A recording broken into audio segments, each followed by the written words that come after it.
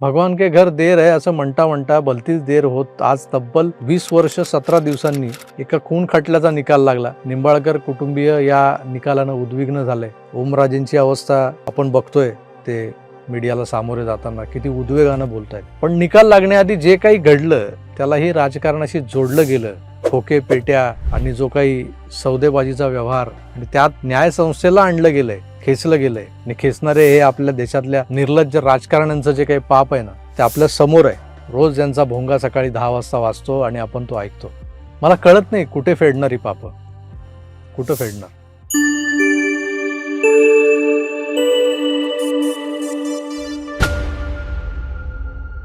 उभाटा सेनेतून फुटून बाहेर पडलेल्या 6 खासदारांपैकी एक म्हणजे ओमराजे निंबाळकर. सध्या ओमराजेंची चर्चा सर्वत्र जास्त होताना दिसते. ते ठाकरेंकडे परत चाललेत अशाही बातम्या येत आहेत. आता इतर 5 खासदारांबद्दल फारशी खळखळ नसताना फक्त ओमराजे चर्चेत का असा सवाल विचारला जातो. तर 20 तारखेलाच त्यांच्या दिवंगत वडिलांच्या म्हणजे पवनराजे निंबाळकर यांच्या हत्येच्या खटल्याचा निकाल तब्बल 20 वर्षांनी लागणार होता. यात आरोपी ही मातब्बर राजकारणी पद्मसिंग पाटील होते. 2 राजकारण्यांमध्ये असलेलं वैर आणि त्यातून झालेली हत्या हे उघड असताना या खटल्याचा जो निकाल लागलाय त्यावरही प्रश्नचिन्ह लावली गेलेली आहेत. मित्र, हे 6 खासदार फुटले तेव्हा संजय राऊतांनी नेहमीप्रमाणे आपली जी काही गटारगंगा व्हावायची होती ती वाहिली. 15 खोके ॲडव्हान्स आणि 150 कोटीत सौदा असं काहीतरी ते बोलले. पण ओमराजेंच्या केसमध्ये त्यांच्या खटल्याचा निकाल हा त्यांच्या बाजूने म्हणजे निंबाळकरांच्या बाजूने लावून देणार असा सौदा झाला होता. कोण देणार? तर अमित शहा. हे संजय राऊतांचं विधान आहे. 20 साल बाद फैसले की घड़ी कल आ गई, 20 साल बाद, और पवन राजू को बताया गया, अगर ओम राजू को बताया गया एक महत्वपूर्ण व्यक्ति के माध्यम से, जो नेता दिल्ली में आया है,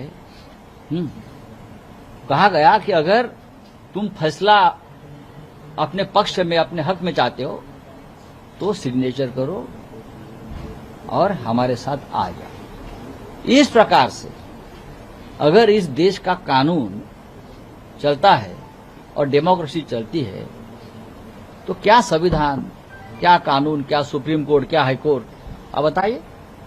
भारतीय न्यायपालिका, सुप्रीम कोर्ट, कोर्टातले जज हे सगळे भाजपचे गुलाम आहेत आणि अमित शहा सांगतील त्यांच्या बाजूने कुठल्याही खटल्याचा निकालही ते तसा लावून देतात, लागू शकतो असं संजय राऊतांचं मत होतं आणि ते सतत त्या आवेशात बोलत असतात. पण हा निकाल आपल्या बाजूनं लागावा म्हणून ओमराजे हे उभाटा सेनेतून बाहेर पडले होते.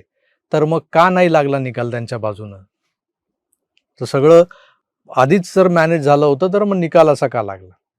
तर राज्यसभेवर खासदार असलेले, पत्रकार असलेले, संपादक असलेले, लेखक असलेले, असं मोठं एक जडजंबाळ प्रोफाईल असलेले संजय राजाराम राऊत सातत्यानं भारतीय न्यायसंस्थेवर तुफानी टीका करतात, अगदी अश्लाघ्य भाषेत टीका करतात. पण त्यांच्यावर शिस्तभंग, औचित्यभंग वगैरे काहीही लागू होत नाही. का होत नाही याचंच मला आश्चर्य वाटतंय. एकंदरच पवनराजे विरुद्ध पद्मसिंग पाटील अशा या खटल्याचा निकाल हा जो आलाय समोर आपल्या, तो काही भाजपच्या किंवा अमित शहाच्या प्रभावाखाली लावला जाणार होता आणि मग तो लावला गेला नाही असं काही झालंय का? म्हणजेच न्यायपालिकेवर ना अमित शहाचा कंट्रोल आहे ना भाजपचा कंट्रोल, हे उघड होत आहे. पण राऊत मात्र आरोप करतच राहणार. या सगळ्या पार्श्वभूमीवर हे पवनराजे निंबाळकरांचं जे हत्याकांड झालं त्याची नेमकी स्टोरी काय, 20 वर्षांपूर्वी नेमकं काय घडलं होतं हे आपल्यापैकी बऱ्याच लोकांना माहीत नसेल. म्हणून मला वाटतं की या राजकीय सूडचक्रातून झालेल्या हत्येची स्टोरी आपण समजून घेतली पाहिजे. पवनराजे निंबाळकर यांच्या हत्येची कहाणी ही महाराष्ट्राच्या राजकीय इतिहासातली अत्यंत खळबळजनक आणि गुंतागुंतीची घटना मानली जाते. एका बड्या राजकीय नेत्याची झालेली ही हत्या आणि त्यानंतर समोर आलेले राजकीय सूडनाट्य, यामुळे हे प्रकरण वर्षानुवर्ष चर्चेत राहिलेलं आहे. या हत्येमागची पार्श्वभूमी आणि जे राजकीय वैमनस्य होतं ते नेमकं काय होतं हे आधी समजून घेतलं पाहिजे आपल्याला. पवनराजे निंबाळकर हे उस्मानाबाद म्हणजे आताच्या धाराशिव जिल्ह्यातले एक वजनदार आणि प्रभावशाली नेते होते. ते तेरणा सहकारी साखर कारखान्याचे माजी चेअरमनही होते, वरून काँग्रेसचे नेते होते. या कहाणीतलं दुसरं जे पात्र आहे ते म्हणजे पद्मसिंग पाटील. पद्मसिंग पाटील हे महाराष्ट्राचे माजी गृहमंत्री, राष्ट्रवादी काँग्रेसचे एक ज्येष्ठ नेते, शरद पवारांच्या जवळचे. आणि गंमत म्हणजे पवनराजे निंबाळकर यांचे चुलत बंधू होते ते. सख्खे चुलत बंधू.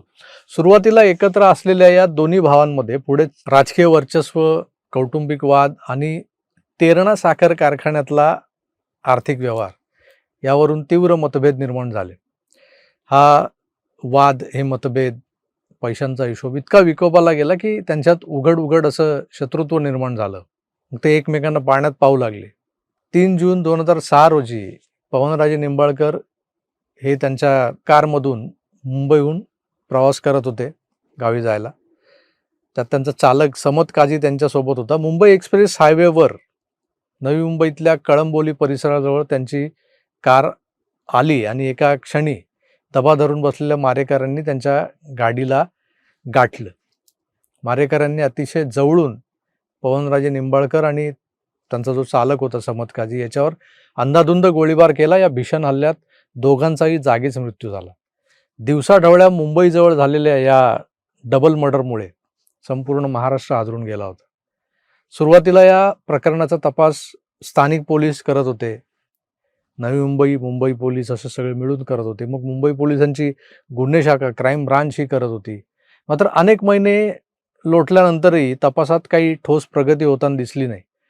पवनराजे यांच्या ज्या पत्नी होत्या आनंदीबाई निंबाळकर यांनी या हत्येमागे पद्मसिंग पाटील आहेत, यांचाच हात आहे असं थेट आरोप करत आणि उच्च न्यायालयात एक याचिका दाखल करत हा सगळा खटला कोर्टाने जरा गांभीर्याने घ्यावा अशा पद्धतीची विनंती केली. आनंदीबाईंच्या या पाठपुराव्यामुळे अखेर 2008 मध्ये या प्रकरणाचा तपास CBIकडे सोपवण्यात आला. CBIने तपास हाती घेताच प्रकरणाला वेगानं गतीही आली. तसं बघायला गेलं तर CBIच्या तपासात अत्यंत धक्कादायक असे खुलासे झाले. तर हे खुलासे केवळ गुन्हेगारांनी केलेलं हत्याकांड नसून त्यामागे एक मोठा राजकीय कट होता असं उघड झालं. CBIने दावा केला की राजकीय आणि व्यावसायिक वर्चस्वाच्या वादातून पद्मसिंग पाटील यांनीच पवनराजे निंबाळकर यांच्या हत्येची सुपारी दिली होती. या हत्येसाठी तब्बल 30 लाख रुपयांची सुपारी देण्यात आली होती. CBIनं या प्रकरणाचा तपास करताना लल्लू युनिस खान उर्फ शशी शर्मा, पारस आणि इतर अजून 2 शूटर होते, त्या लोकांना अटक केली. जून 2009 मध्ये CBIने तत्कालीन राष्ट्रवादी काँग्रेसचे खासदार असलेल्या पद्मसिंग पाटलांना या हत्येच्या कटात मुख्य आरोपी म्हणून अटक सुद्धा केली. एका विद्यमान खासदाराला हत्येच्या आरोपाखाली अटक झाल्यानं देशाच्या राजकीय वर्तुळात मोठी खळबळ उडाली होती. पण नंतर त्यांची जामीनावर सुटका देखील झाली. पण न्यायालयीन लढाई ही पुढे सुरूच होती.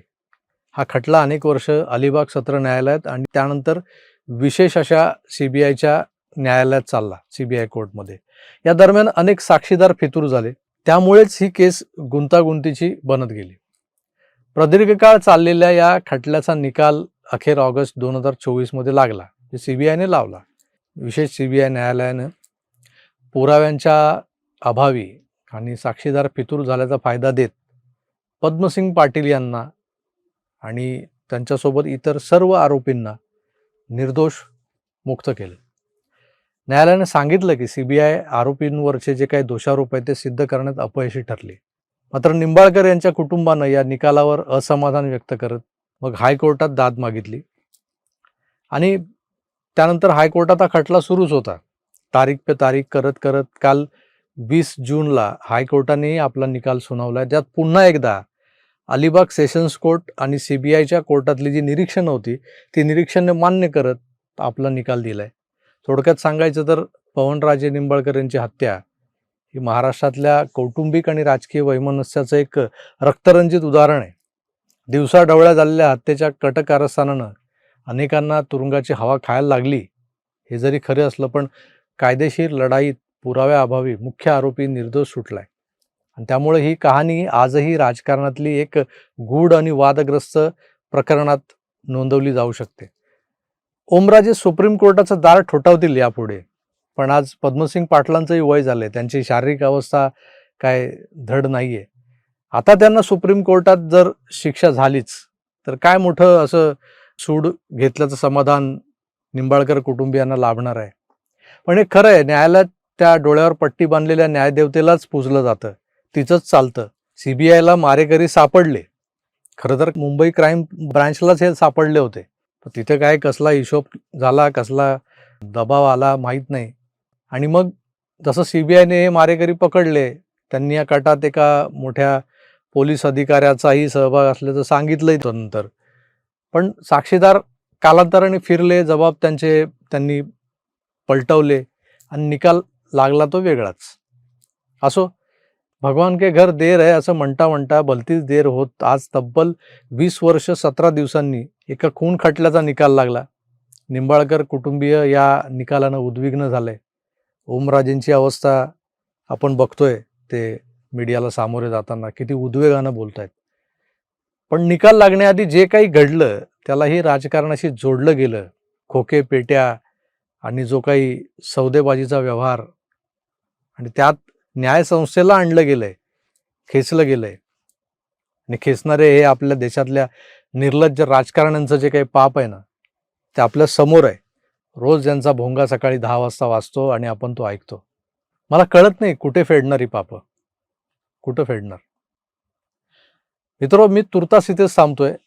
पण या सगळ्या दर्दभऱ्या कहाणीमागे पुन्हा काहीतरी राजकारण, राजकीय पार्श्वभूमी, मग त्या राजकारणातून वर्चस्ववादाची लढाई आणि त्या लढाईत मग एक प्रकारचं जे शत्रुत्व निर्माण होतं, त्यातून कुणीतरी हकनाक जीवानिशी जातं. पवनराजे निंबाळकर स्वतः आणि त्यांचा ड्रायव्हर जो समत काझी, या दोघांनी कुणाचं काय वाईट केलं होतं, वाकडं केलं होतं देवाच ठाऊक. पण ते दोघे तिथं जागच्या जागीच 3 जून 2006 रोजी मारले गेले. आज 20 वर्ष लोटली. त्या 2 हुतात्म्यांना शांती तरी मिळाली की नाही कल्पना नाही. बघूया, आपल्या देशात हे असं होतच राहतं. हे आपल्या समोर आलेलं प्रकरण आहे, त्यामुळे आपण त्यावर बोलतोय तरी किमान. पण असे कित्येक लोक रस्त्यात गाठून मारले जात असतील, त्यांचा कोणीच वाली नसतो. इसी को कहते हैं मेरा भारत महान.